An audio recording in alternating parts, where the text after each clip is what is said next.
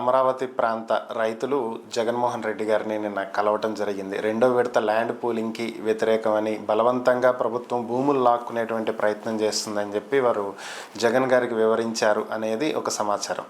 మరి యాక్చువల్గా దీని వెనుక జరుగుతున్నది ఏంటి? వైఎస్ఆర్ కాంగ్రెస్ పార్టీ రైతుల తరపున నిలబడబోతుందా?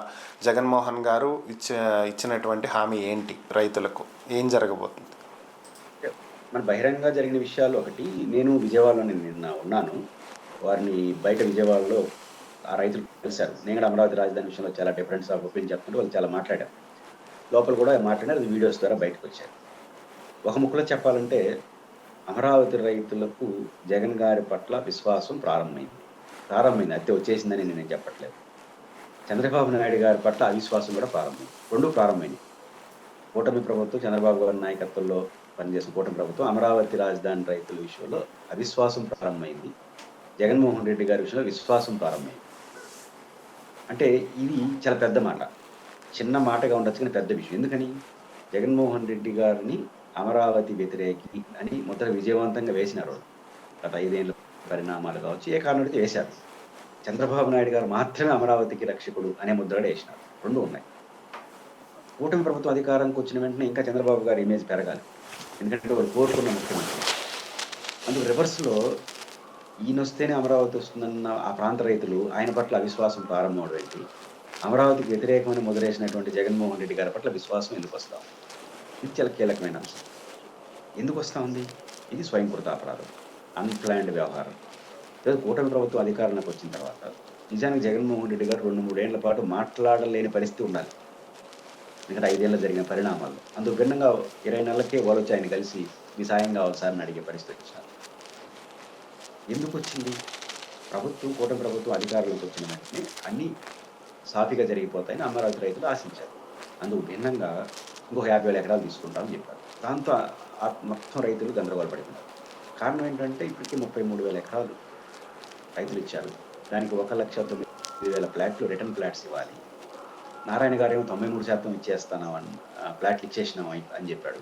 నేను నిన్ను అడిగాను, నేనేదో టీవీలో ఎంత ఎంత ఎంత పర్సెంటేజ్ ఇచ్చారు అంటే, మీరు చెప్పారు కదా టీవీలో 95% ఇచ్చేసినామని నారాయణ గారి కౌంటర్ మీరే ఇచ్చారు కదా, ఏడలేదు పేపర్ల మీద ఇచ్చేసినారు అన్నారు కదా, అదే నిజం, కొత్తగా చెప్పేది ఏముంది అన్నారు. నేనేదో జనరలైజ్ చేసి చెప్పాను. నా అనుభవం నేను చెప్పానంటే 33,000 ఎకరాల రైతులవి ఇంకొక ప్రభుత్వ భూమి, వాగులు, వంకలు కలిపితే 54,000 ఎకరాలు అవుతుంది. వాళ్ళకి నిజంగా 1,10,000 ఫ్లాట్లు ఇవ్వాలంటే నేచురల్గా కనీసం 1,00,000 కోట్లు పెట్టాలి. ఎందుకంటే భూమి ఈ డివైడ్ చేయడం, రోడ్లు, యాక్సెస్ రోడ్లు, పెద్ద రోడ్లు, విద్యుత్తు, డ్రైనేజ్ ఇవన్నీ చేస్తేనే కదా ఫ్లాట్ డివిజన్ అవుతుంది. ఇది 1,00,000 కోట్లు అవుతుంది. ఇప్పటివరకు ఖర్చు పెట్టింది 10,000 కోట్లు. చేసి ఉండరు కదా అని గుడి నమ్ముకున్నది. నాకు ఫ్యాక్ట్ తెలియదు. 1,00,000 కోట్లు అయితే కానీ ఫ్లాట్లు ఇవ్వలేనటువంటి ప్రాంతంలో 10,000 కోట్లు, అందులో దాంట్లో అసెంబ్లీ సెక్రటరీ పెట్టిన డబ్బులు 90%. ఇంకేడ ఖర్చు పెట్టి ఎట్టిస్తారబ్బా అని నేను జనరల్గా పేపర్ మీద ఇచ్చారులే అన్నా. మీరు చెప్పడం సరే అదే కరెక్ట్, అతను ఏమీ లేదు, పేపర్ల మీద ఇచ్చినారు, దాని చూసి మేమేం చేసింది, మా ఫ్లాట్ ఆడ పేపర్లో నెంబర్ గూగుల్ పేపర్లో ఉంది, మాస్టర్ ప్లాన్ అంటారు మ్యాప్, ఆ మ్యాప్లో ఉంది, రోడ్లు వేస్తే కదా మా ఫ్లాట్ ఏది మాకు తెలియడానికి. దాన్ని 93% ఇచ్చేసామని చెప్పారు. ఇది ఒక అసంతృప్తి ఉంది. రెండో వైపు ఇప్పటివరకు 10,000 కోట్లు ఖర్చు పెట్టారు. ఇంకొక 47,000 కోట్ల రూపాయలు 5-6 బ్యాంకుల ద్వారా అప్పులు తీసుకొస్తున్నారు. ఈ 47,000 కోట్ల రూపాయలకి ఈ బైఫర్కేషన్ ఖర్చు పెట్టట్లా, ఎక్కువ వాళ్ళు నిర్మాణాలకు ఖర్చు పెడుతున్నారు. అంటే ఇంకెప్పుడు 1,00,000 కోట్లు పెట్టి ఫ్లాట్ డివిజన్ చేయాలి, మాకెప్పుడు ఇవ్వాలి? ఇది ఉన్న అమరావతి రైతుల యొక్క ఆందోళన. ఇంకొక ఆందోళన ఏంటి? కొత్తగా వాళ్ళకి 12 ఏళ్ల క్రితం భూ ఇచ్చిన పరిస్థితి ఎట్లుంటే రేపు మా దగ్గర తీసుకుంటే మా పరిస్థితి అని వాళ్ళ ఆందోళన.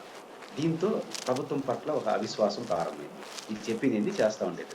ప్రభుత్వం ముఖ్యమంత్రి గారు చాలా సింపుల్గా ఏం చెప్పేసినారు, మీరు కనుక 50,000 ఎకరాలు అభివృద్ధి చేయకపోతే మున్సిపాలిటీ అయిపోతుందని చెప్పి. అంతకుముందు చెప్పలేదు, 10 ఏళ్ళుగా చెప్పలేదు. ఇప్పుడు కొత్తగా మాట చెప్తున్నారంటే ఏది ఎండు ఎక్కడ అని భయం వస్తుంది.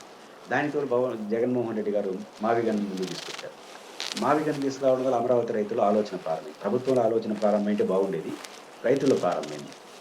ఏమని ప్రారంభమైంది? ఇప్పుడు గుడ్డిగా జగన్మోహన్ రెడ్డి గారిని వ్యతిరేకించే వాళ్ళకి ఏం చెప్తారు, ఆయనకు అమరావతి అంటే పడదు కాబట్టి మావిగానే అన్నాడు, ఆయన ఉన్నప్పుడు చేసుకోవచ్చు. ఇట్లా ఇవి అమరావతి దేశం డిఫరెంట్గా ఆలోచిస్తారు. నేను ఒక సందర్భంలో మీ ఇంటర్వ్యూలో చెప్పాను, విజయవాడ గుంటూరు మధ్య అసెంబ్లీ సెక్రటేరియట్ ఇట్లాంటివి పెట్టేశారు. హైదరాబాద్ సికింద్రాబాద్ మధ్య అసెంబ్లీ సెక్రటేరియట్ పెట్టినట్టు అవుతుంది. తర్వాత హైదరాబాద్ డెవలప్మెంట్ ఎక్కడ కనిపిస్తూ ఉంది? హైదరాబాద్ సికింద్రాబాద్ ఆనుకొని కూకట్పల్లి, మాదాపూరు, శంషాబాద్, ఫైనాన్స్ డిస్టిక్ ఇది ఎక్స్టెన్షన్. కానీ ఈరోజు విలువ ఎక్కడుంది? హైదరాబాద్, సికింద్రాబాద్‌లో కన్నా వీటిలోనే ఎక్కువ ఉంది. మాదాపూర్ భూములు గాని, ఎస్, ఎస్, కోకాపేట భూములు ఎక్కువ వస్తున్నాయి. హైటెక్ సిటీ వాటిలో, ఎస్. ఫైనాన్స్ డిస్ట్రిక్ట్‌లో. కాబట్టి రేపు విజయవాడ, గుంటూరు కలిసిపోయి అక్కడ రాజధాని కావాల్సిన ఏర్పాట్లు అయిపోతే, ఆ తర్వాత ఆనుకోని కదా అమరావతి ఉంటుంది.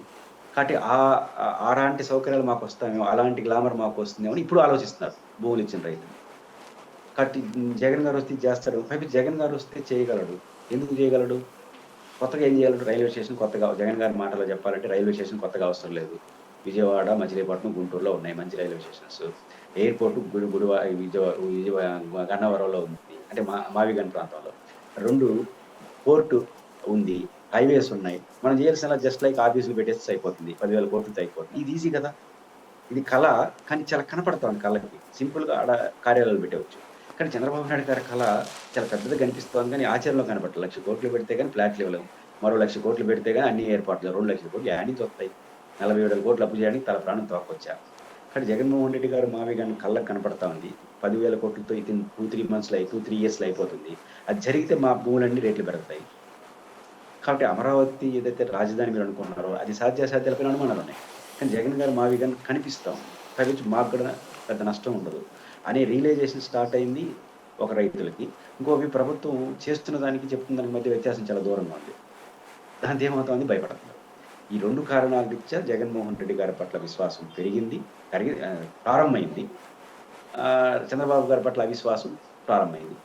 ప్రభుత్వం ఇది ప్రారంభమైందని గుర్తించి 2 ప్రారంభాలు జగన్ గారి పట్ల విశ్వాసం, వారి పట్ల అవిశ్వాసం గుర్తించేస్తే తొందరగా సరిదిద్దుకోవచ్చు. ఇంకొక 6 నెలలు, సంవత్సరం గుర్తించకపోతే జగన్ గారు వాళ్ళకి అండ అయిపోతాడు, మీరు వ్యతిరేకైపోతారు. కాబట్టి అది ప్రభుత్వం ఆలోచించుకోవాలి. Okay. Thank you Purushottam Reddy గారు. ఈ అంశాల మీద మీ విశ్లేషణ మాతో పంచుకున్నందుకు ధన్యవాదాలు.